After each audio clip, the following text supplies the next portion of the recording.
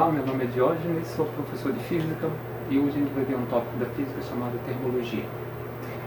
No começo da termologia a gente começa definindo um conceito chamado temperatura, ok? No dia a dia a gente tem noção se uma substância está quente ou fria, mas essa noção de quente e frio é o que a gente vai chamar de sensação térmica, ok? E a sensação térmica de quente e frio de uma substância, de um corpo, ela é subjetiva. Então uma pessoa pode achar uma determinada substância quente e outra pessoa pode achar a mesma substância fria. Então essa sensação de quente e frio não é um parâmetro seguro para você conseguir medir a temperatura dessa substância, ou de um sistema, ou de um corpo, ok? Então vamos colocar aqui, só para lembrar, sensação térmica é algo subjetivo.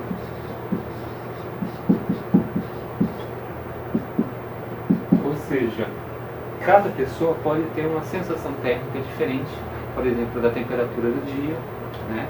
Uma pessoa pode deixar o dia, um determinado dia da semana quente, mas a outra pessoa pode achar esse mesmo dia da semana frio. Então essa sensação térmica ela muda de pessoa para pessoa, portanto subjetiva. Para definir temperatura, a gente começa, antes de colocar um texto sobre o que é exatamente temperatura na terminologia, a gente coloca uma ideia, né? Vamos propor uma ideia. Vamos fazer uma visão microscópica da temperatura primeiro. Entender como é que a temperatura ela pode ser medida, o que significa esse conceito, olhando para as moléculas de uma substância, ou de um corpo, ok? Então vamos entender aqui, ó. Temos aqui, vamos imaginar que temos dois recipientes. O recipiente de cima contém água, ok? A uma temperatura de 27 graus. Logo mais a gente vai falar sobre escala de temperatura, tudo bem? Então por enquanto eu vou colocar só apenas o valor dessa temperatura e eu não vou usar ainda a escala de temperatura para medir esse valor ainda, tudo bem? Então imaginemos que a temperatura ambiente, 26 graus, é a temperatura da água dentro desse recipiente, ok? A gente pega outro recipiente com a mesma quantidade de água e aí você tem uma fonte de calor aqui, ok? Uma fonte de calor que vai fornecer uma certa quantidade de energia para essa água e a temperatura da água, okay, nesse outro, segundo recipiente, vai chegar até 80 graus de temperatura. Então você tem dois recipientes com a mesma quantidade de água com temperaturas diferentes. Por que eu falei em visão microscópica? Como é que eu vou olhar as moléculas dessa substância que é a água? Então imaginemos, né, que a gente conseguisse ver as moléculas da água nessas duas situações, de uma temperatura menor e de uma temperatura maior. Então vamos entender aqui. Se a gente fizer aproximar ou fazer um zoom, né, nessa água a 27 graus de temperatura, a gente entender o que significa essa temperatura, né, esse valor para essa quantidade de água. Então aqui imaginemos o seguinte: cada bolota dessa é uma molécula dessa água a 27 graus, ok? Então, a gente sabe o seguinte, que toda matéria,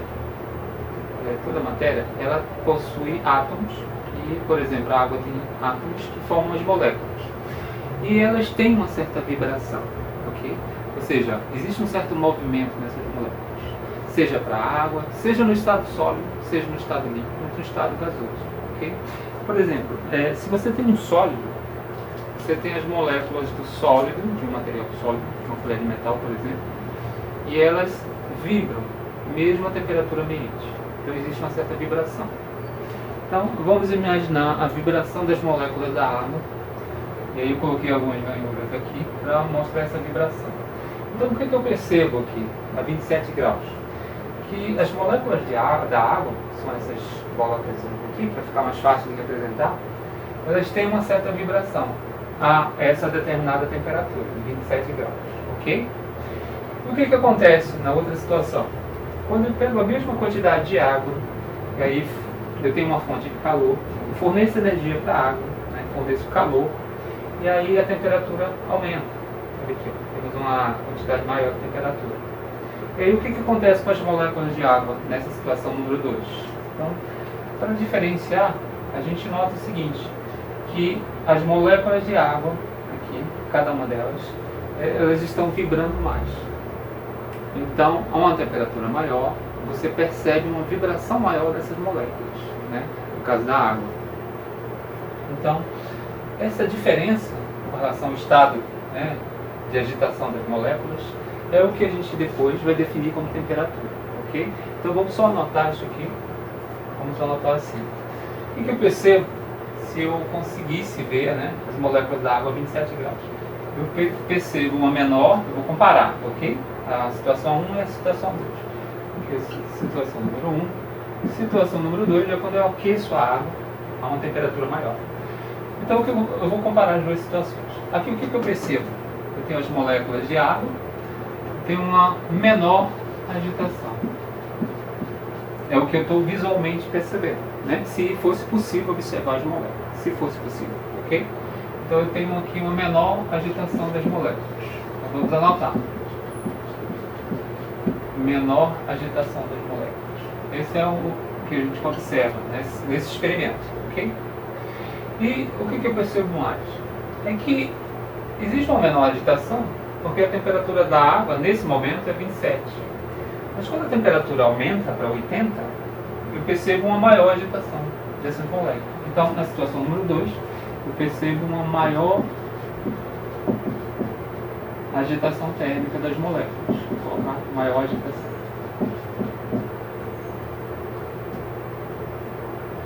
Então, eu posso relacionar uma coisa com a outra. Ou seja, menor agitação, menor temperatura. Tudo bem? Então, vamos colocar aqui. Menor temperatura.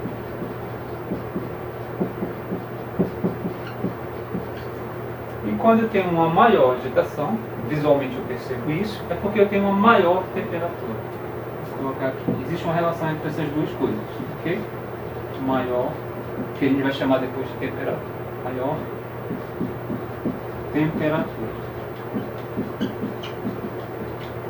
Essa situação aqui, ela não é somente teórica, né? Mas se você fizer um experimento prático na sua casa, você vai perceber isso. Quando você coloca água no fogo, né, ela está a temperatura ambiente, a princípio, e aí quando você começa a fornecer calor, né, colocou uma quantidade de água no fogo, essa água ela começa a aumentar a sua temperatura. E antes de chegar numa temperatura definida, em que existe, a gente vai conhecer depois, que é a mudança de fase dessa substância, a temperatura da água a 80 graus, por exemplo, já é suficiente para ter uma maior agitação das moléculas. Então é isso que a gente percebe, né, com a visão microscópica dessa situação. Então, quando eu falo de agitação das moléculas, vibração, pode ser também, eu estou falando de movimento. Então, a gente pode relacionar tudo isso a uma certa quantidade de energia, que eu vou chamar de energia cinética dessas moléculas, ok? Por quê? Então, eu tenho aqui a molécula vibrando. Se existe vibração, existe agitação, existe movimento. Se existe movimento, existe velocidade. Então, eu posso dizer que essa menor ou maior agitação tem a ver com a energia cinética dessas moléculas. Vou colocar aqui a fórmula da energia cinética. A energia cinética é meio da massa vezes a velocidade ao quadrado. Então, o que eu quero dizer com isso? Vou colocar aqui. Quando eu tenho uma menor agitação, eu tenho uma menor temperatura e uma menor energia cinética dessas moléculas. Quando eu tenho uma maior agitação, porque a temperatura aumentou, eu tenho uma maior quantidade de energia cinética dessas moléculas. Então elas ganham mais energia cinética, portanto vibram mais. Ok? Pode ser importante a gente definir. Feita essa primeira abordagem, vamos relembrar o seguinte. Surge no século XX, mais ou menos na década de 30, um conceito importante que é fundamental para você entender o que é temperatura, que é o conceito de, na verdade é a lei zero da termodinâmica, que propõe o equilíbrio térmico. Okay? Então vamos só relembrar o que é isso. Então, vamos colocar aqui assim. Então, na década de 30, 1930, né, no século XX já, surge o que a gente vai chamar de lei zero da termodinâmica. Vamos colocar assim. Lei zero da termodinâmica.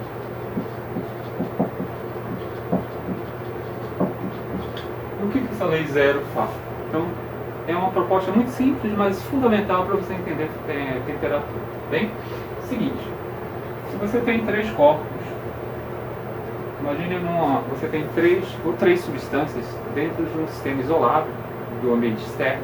Você tem três substâncias, três corpos. Vou colocar assim. Três corpos. Com temperaturas, eu vou chamar de A, B e C, são os corpos, tá? E a gente vai propor o seguinte. Imaginemos que a temperatura do A, vou chamar de TA, a temperatura do B eu vou chamar de TB, e a temperatura do C eu vou chamar de TC. Ok? São três corpos. Vamos propor o seguinte, primeiro. A primeira proposta é essa aqui. A gente medindo, né, se a gente conseguisse medir essa temperatura e chegasse a esse resultado, a gente sabe que a temperatura do A é igual à temperatura do C, que é o terceiro corpo. Então isso a gente sabe. A gente conseguiu medir e viu que a temperatura é igual.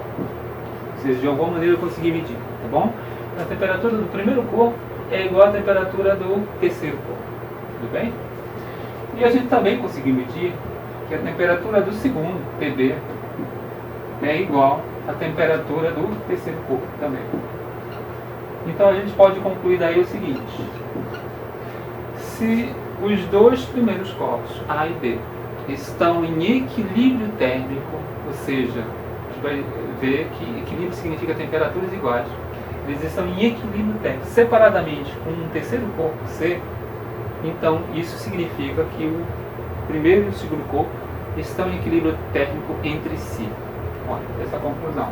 Ou seja, se a temperatura de A é igual à temperatura de C e a temperatura de B é igual à temperatura de A, a temperatura de B é igual à temperatura de C, se isso é verdade, então a temperatura de A é igual à temperatura de B. Ou seja, os dois primeiros corpos também estão em equilíbrio térmico entre si. Então essa é a proposta da lei zero da termodinâmica. Por que lei zero? Porque na verdade ela surge no século XX, ou seja, depois das duas leis já existentes, que é a primeira lei e a segunda lei da termodinâmica. Já tinham surgido e essa lei zero surge depois. Então não dava para trocar, né, colocar a número 1, ela foi chamada lei zero, estava antes das duas primeiras, okay? Mais ou menos na década de 30 que surge. Então isso é importante porque, como eu estou considerando que os dois corpos têm a mesma temperatura, essa condição em que um corpo ele tem a mesma temperatura de um outro ou da vizinhança, né, a gente chama isso de equilíbrio térmico. Então vamos colocar aqui o equilíbrio térmico, né, porque é isso que fala a lei zero da termodinâmica, ela fala do equilíbrio térmico. Então vamos chamar de equilíbrio térmico.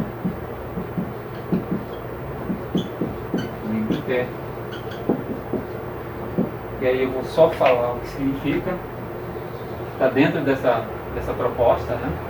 O equilíbrio térmico é uma condição em que um corpo ele está à mesma temperatura de sua vizinhança, ok? Ou seja, quando dois corpos estão em equilíbrio térmico é porque eles possuem a mesma temperatura. Então dessa forma, os três corpos em questão possuem a mesma temperatura. TA é igual a TB é igual a TC. Eles estão em equilíbrio térmico. Tudo bem? Então isso é a lei zero da termodinâmica, fundamental, porque ela vai inserir a ideia de equilíbrio térmico e a gente consegue entender a partir dela o que é a temperatura. Tudo bem? Que é essa agitação das moléculas do corpo, né? Essa visualmente, e a gente vai definir a partir de agora. Só para mostrar isso, existem outras propriedades que são muito importantes para você entender o que é temperatura e por que você percebe uma determinada substância quente e outra fria também, tá? Então, por exemplo, aqui, ó, no dia a dia você tem materiais de madeira, materiais de metal. Por exemplo, eu tenho uma colher de metal, ok? Eu tenho uma colher de madeira. Quando você pega esses dois materiais e, por exemplo, esses dois materiais já estavam aqui na sala há um bom tempo, tudo bem? Eles já estavam em equilíbrio térmico, tudo bem? E aí, quando você pega na mão os dois materiais ao mesmo tempo, o que você percebe? Né? Ou na maçaneta da porta, por exemplo, você normalmente a maçaneta de metal da porta, você pega na maçaneta, ou pega na porta, que é de madeira, você tem uma sensação diferente, ok? Que a gente chamou de sensação térmica, quente e frio. Mas aqui é muito evidente essa sensação. Você pega dois materiais de madeira, e aqui uma colher de metal, você percebe, num primeiro momento, que a colher de metal está mais fria, né? Como a gente falou, mais fria. E a colher de madeira um pouco mais quente. Tudo bem? É uma sensação térmica. Mas isso é a real temperatura desses dois materiais? Não. Porque, como eu falei, sensação térmica não é um bom parâmetro para você medir a temperatura. Por quê? O que está acontecendo aqui? Por que será que um metal ele parece mais frio e a madeira parece mais quente? É porque existe algo que a gente não está considerando, que é o seguinte: cada material, existe uma propriedade que é característica desse material, que a gente vai chamar de condutividade térmica, ok? Condutividade térmica. Então, o metal tem uma condutividade térmica maior. Isso é medido, é tabelado esses valores, cada material tem a sua condutividade térmica. Então, o metal de alguma maneira consegue roubar calor da sua mão mais rapidamente do que a madeira. Então, como o metal rouba mais calor, o metal, naquela região que você pega nele, ele está roubando muito calor, aí ele vai parecer mais frio, tudo bem? Então tem a ver com a propriedade do material, que é a condutividade. Então, apesar dos dois estarem em equilíbrio térmico, porque estão no mesmo ambiente e eles entram em equilíbrio térmico nesse ambiente, tudo bem? Então, a resposta é, eles não estão a temperaturas diferentes, mas a condutividade térmica do metal faz com que a gente tenha a impressão que ele tem uma temperatura menor, tudo bem? Então vamos voltar para cá. Falado isso, a gente viu que a temperatura tem a ver com a agitação das moléculas da substância, de um sistema. Então, menor ou maior agitação. Tem a ver com a energia cinética dessas moléculas, agitação e movimento, tudo bem? Então a gente vai ver algumas coisas, algumas curiosidades, por exemplo, aqui. Antes de definir aqui, 3 condições importantes para definir o que é a temperatura de uma vez por todas, tá bom? Então temos aqui, extremos de temperatura. Por exemplo, aqui no nosso planeta, a gente tem regiões com temperaturas maiores ou menores, né? E aí vamos colocar valores, para você ter uma ideia dessa temperatura. Porque com o tempo, quando você começa a trabalhar com temperatura, você começa a comparar esses valores. A gente fez isso ainda agora. Por exemplo, aqui, temos aqui a água a uma temperatura ambiente de 27 graus e a água, quando foi aquecida, a uma temperatura de 80, portanto maior, né? Então a gente tem sempre, no dia a dia, a gente fica comparando valores. Então é importante ter valores e medir esses valores, né? Então, por exemplo, existe uma região chamada Vale da Morte, na verdade é o deserto de Mojave, na Califórnia, nos Estados Unidos.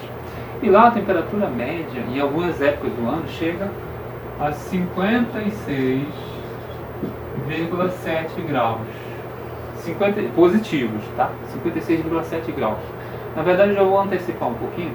Isso aqui na escala Celsius, que é a escala que a gente usa aqui no Brasil, Celsius.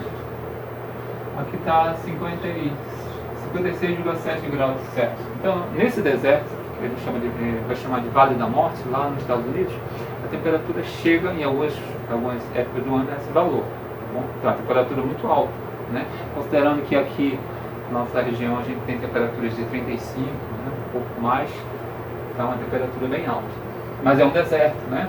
Então é esperado que a temperatura seja alta no deserto, tudo bem? Você tem temperaturas extremas também na Terra, por exemplo na Antártida. Na Antártida você tem temperaturas muito baixas, né? Mais baixas ainda em certos momentos do ano.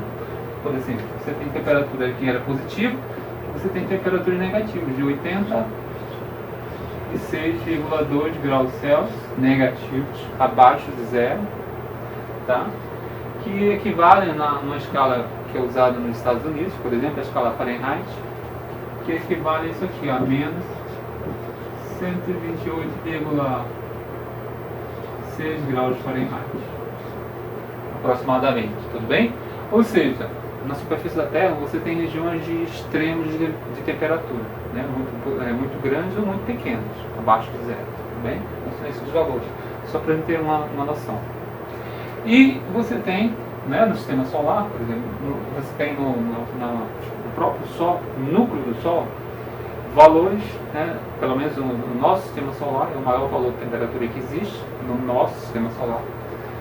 O núcleo do Sol, a temperatura chega a 15 milhões de graus. Vou colocar aqui. 15 milhões de graus Celsius. É a temperatura do núcleo do Sol, na região central do Sol, tudo bem? Da nossa estrela. E na superfície do Sol, a temperatura chega a isso aqui, a 6.000 na superfície. Aqui você tem a temperatura na superfície do Sol, 6.000 graus Celsius, mas a gente pode se perguntar, será que essa temperatura, existe alguma temperatura aqui na Terra próxima a esse valor de 6.000 graus Celsius? Existe sim.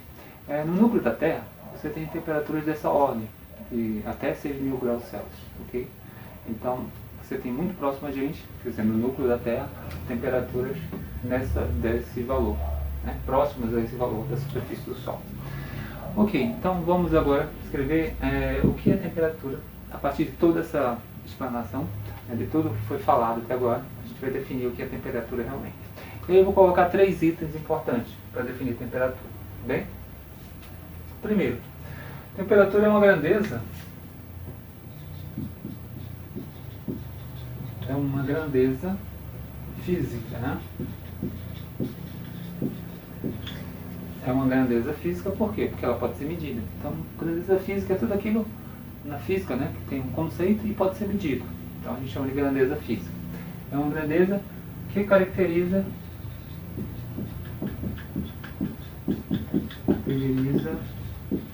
o estado térmico de um corpo ou de um sistema. Tudo bem? Estado térmico. A gente consegue, através do valor da temperatura, né, da definição de temperatura de um corpo ou de um sistema, definir o estado térmico dele.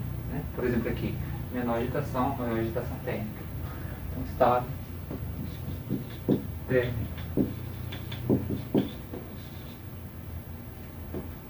do sistema ou de um sistema.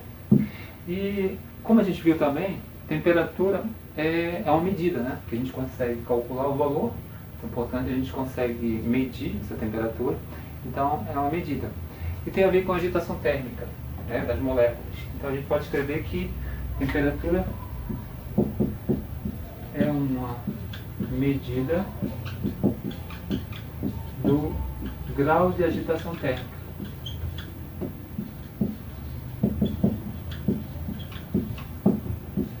Das moléculas de um corpo ou substância.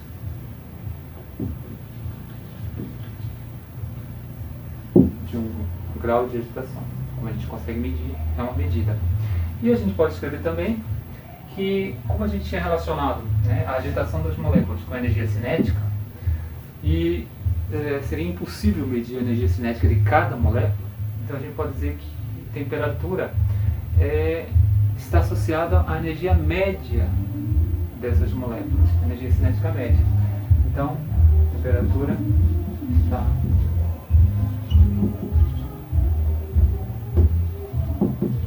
associada à energia cinética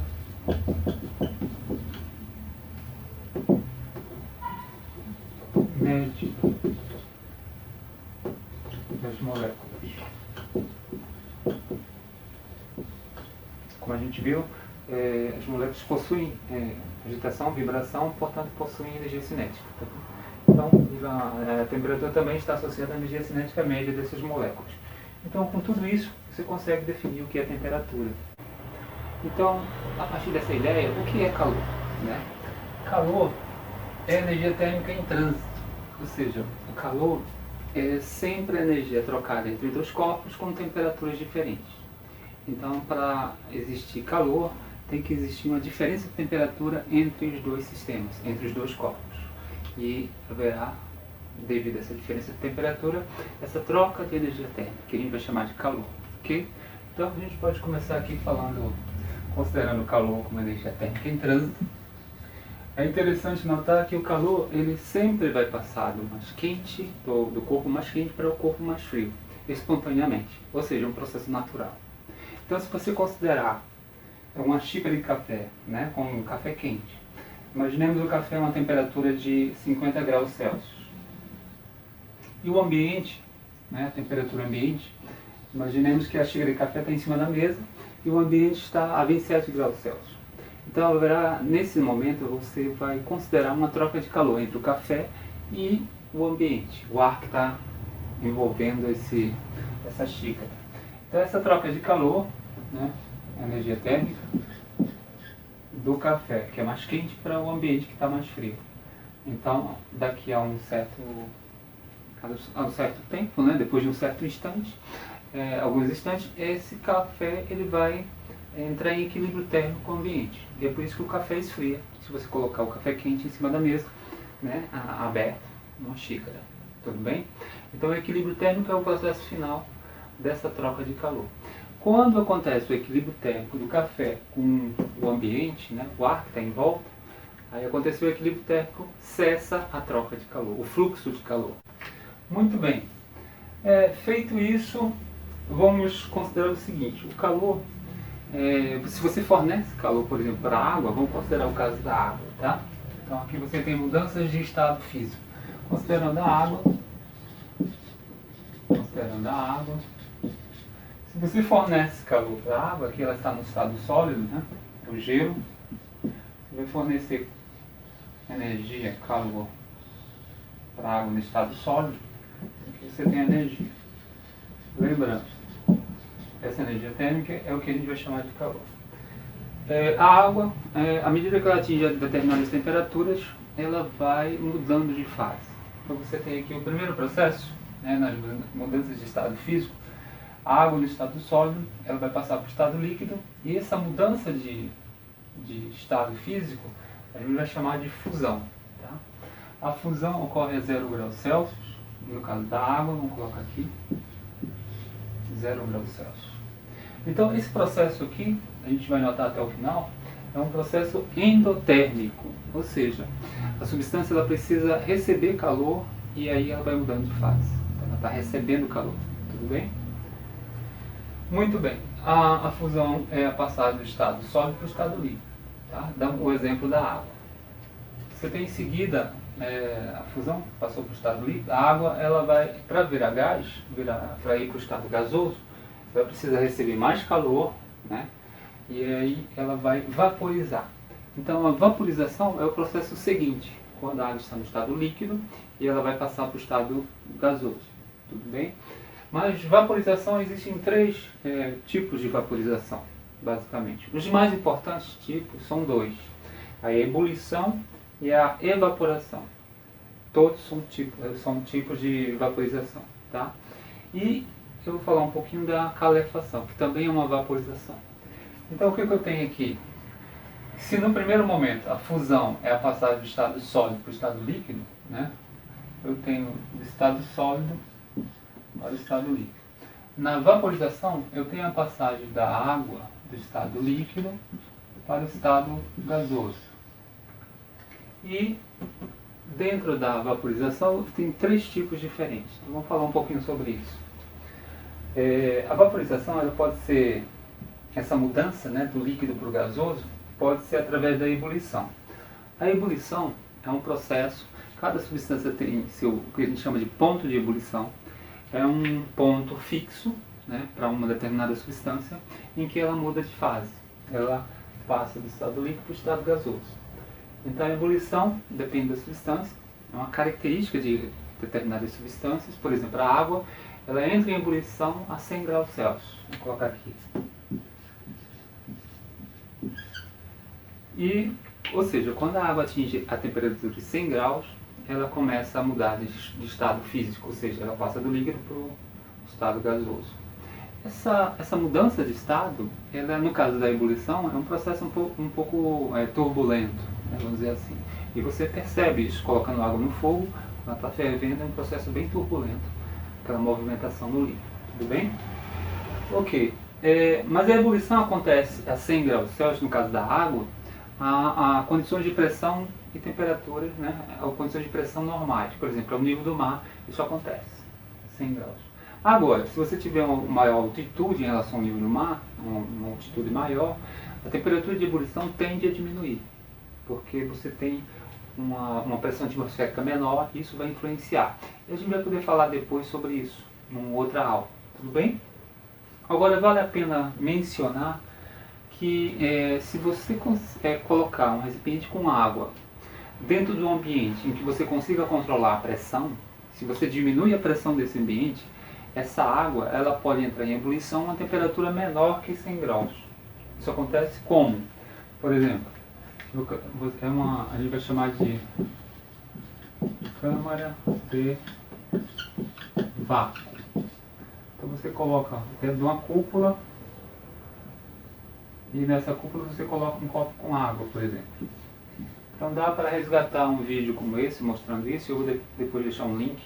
Você vê, quando você coloca um copo com água dentro de uma cúpula, e você retira o ar de dentro desse ambiente, diminuindo a pressão, você vai fazer com que essa água ela entre em ebulição dentro do copo.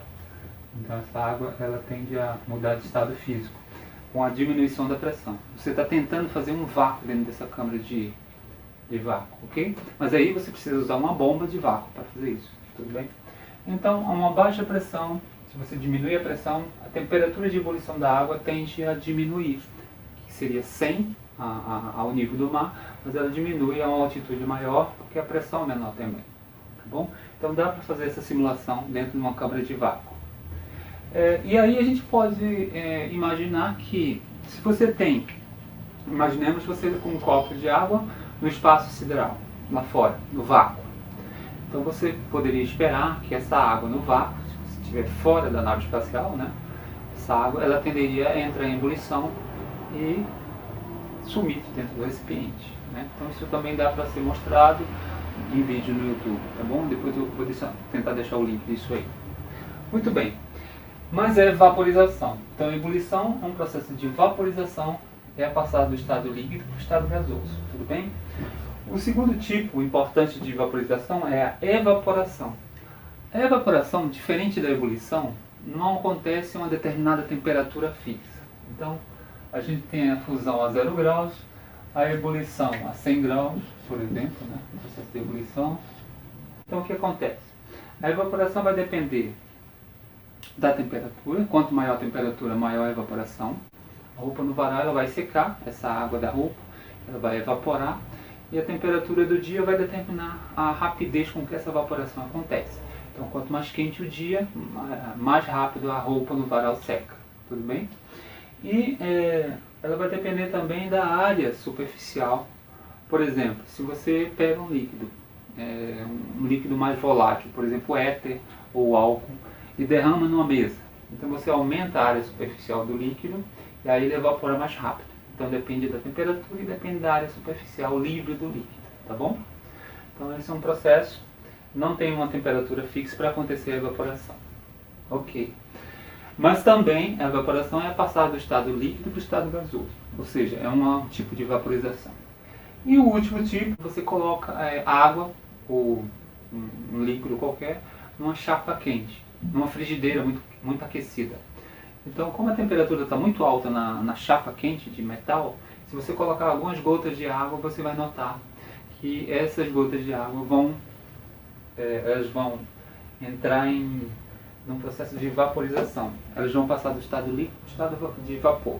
Isso não vai acontecer tão rapidamente. Por quê?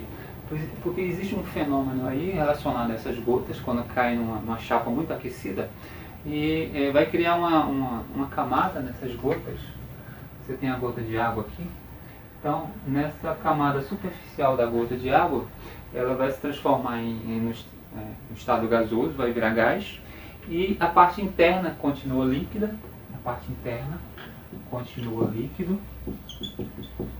e essa cobertura de gás vai fazer com que essas gotas demorem mais a passar do estado líquido para o estado gasoso totalmente. Então a calefação é uma gota de água numa chapa quente. Também é a passagem do estado líquido para o estado gasoso. É vaporização também. Tudo bem? Então esses processos aqui na ida, eles são processos endotérmicos. A substância absorve calor para mudar de fase. E a volta, você tem do estado gasoso para o estado líquido, você tem a condensação, né? Então a condensação é quando a água, no estado gasoso, ela volta para o estado líquido. Você vê isso numa tampa de panela. Você está cozinhando alguma coisa no fogo. Quando você levanta a tampa da panela, aquele gás, né, que se transformou em gás, vapor de água, ele se transforma em líquido novamente na tampa da panela e ela goteja. Tudo bem? A gente pode chamar de condensação ou liquefação também esse processo. Mas aí a substância tem que perder calor para voltar para o estado líquido. Então aqui é um processo exotérmico. Tudo bem? Ela está liberando calor, a substância. E aí no segundo momento você está no estado líquido. Lembrando, aqui está no estado gasoso, está no estado líquido. Condensação ou liquefação. E aqui no segundo momento, num outro momento, você tem o estado líquido passando para o estado sólido. Você tem a solidificação. Tudo bem? Agora, se o processo de volta é um processo exotérmico, né? A substância está liberando calor para mudar de fase novamente, voltando ao estado sólido, no caso da água, você tem alguns tipos de mudanças de fase que saltam algumas passagens dessas aqui. Por exemplo, existe uma mudança de fase chamada sublimação, que é a passagem do estado sólido, no caso de uma substância, para o estado gasoso diretamente. Eu vou chamar esse processo do estado sólido para o estado gasoso diretamente, sem passar pelo estado líquido, de sublimação. Existe até algo no mercado que você compra que faz isso, que seria a naftalina. A naftalina você compra para colocar num guarda-roupa, e aí essa substância ela está no estado sólido e ela passa para o estado gasoso sem passar pelo estado líquido. E aí eu vou chamar esse processo de sublimação. O contrário também acontece quando uma substância está no estado gasoso e volta para o estado sólido sem passar pelo líquido. Então na volta eu posso chamar de ressublimação, eu posso chamar de cristalização ou sublimação inversa. Tudo bem? Então existe processos que acontecem dessa maneira sem passar pelo estado líquido. Tudo bem?